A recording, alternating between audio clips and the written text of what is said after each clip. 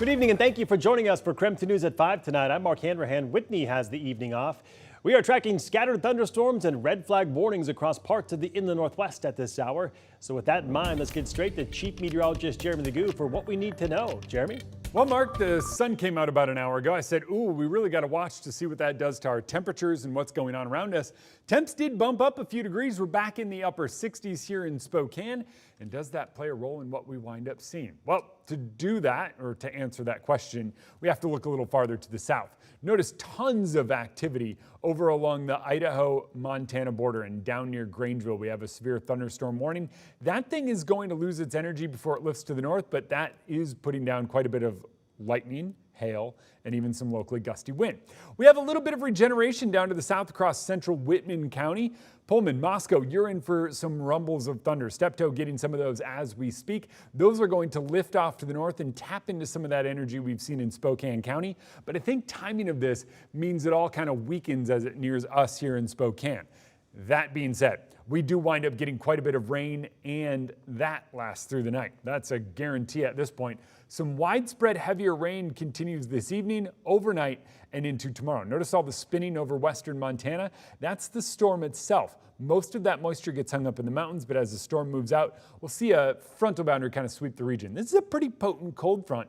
So as it moves out tomorrow, our temperatures wind up quite a bit cooler, but I think our main threat is quickly shifting from thunderstorms to kind of rain. Rain takes us through the day tomorrow. It does wind up a bit breezy throughout the day tomorrow. We'll see wind gusts around 30, 35 miles per hour, depending on where in the state you are.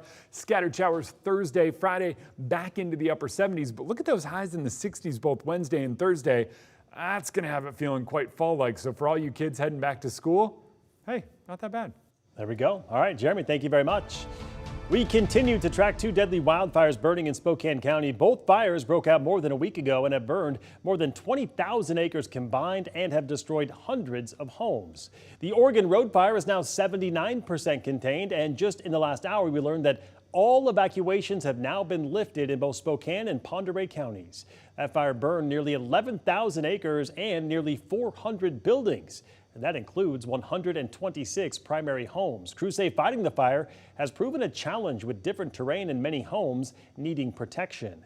Meanwhile, the Gray Fire burning near Medical Lake is now 85% contained. So far, that fire has burned just over 10,000 acres and an estimated 259 structures, many of them primary homes.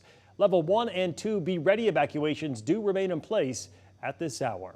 And happening in less than an hour, anyone impacted by these fires is invited to attend a community meeting. It'll be focused on debris management and how to safely clean up after the fires.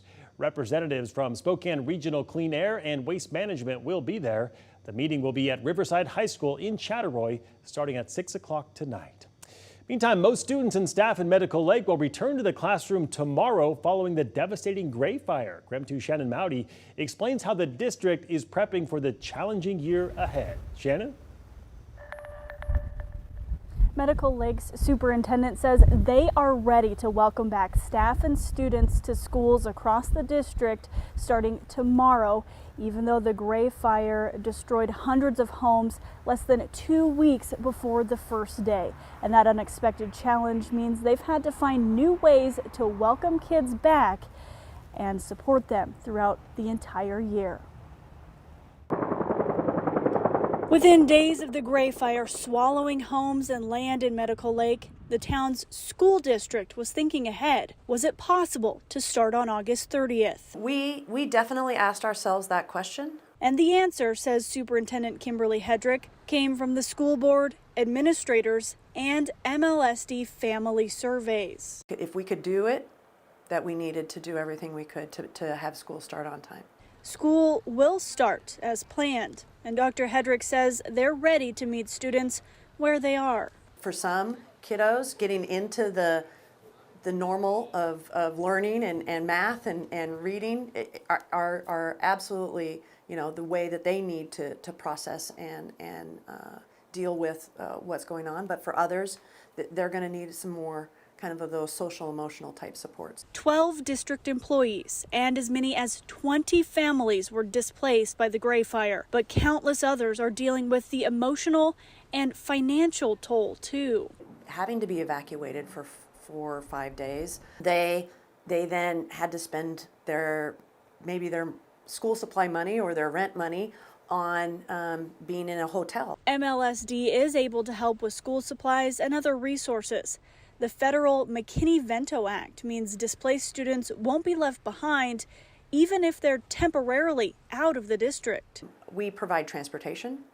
We actually partner with, if they are living in a neighboring school district or somewhere else within the area, we partner with those school districts to provide transportation, both to and from school. There are also mental health counselors in the buildings and a family parent partner to help guardians navigate this unexpected year.